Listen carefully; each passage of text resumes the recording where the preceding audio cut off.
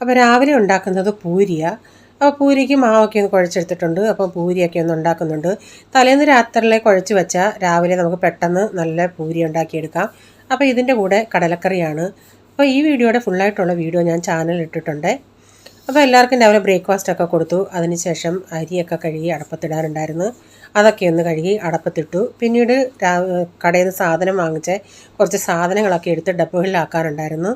തോരൻ വെക്കുന്നത് പയറ് തോരനാണ്. അപ്പോൾ അതിൻ്റെ അകത്ത് തന്നെ ഉള്ളിയും തേങ്ങയും മഞ്ഞൾപ്പൊടിയും കറിവേപ്പിലയും ഉപ്പും എല്ലാം കൂടി ഇട്ട് നന്നായി ഞെവിടിയതിന് ശേഷം ചീനച്ചട്ടി വെച്ച് വെളിച്ചെണ്ണ ഒഴിച്ച് കടുക് ഇട്ട് പൊട്ടുമ്പം അതിലേക്ക് ഈ പയർ ഇട്ട് കൊടുത്തിട്ട് ഇടയ്ക്കിടയ്ക്കൊന്ന് ഇളക്കി കൊടുത്താൽ മതി.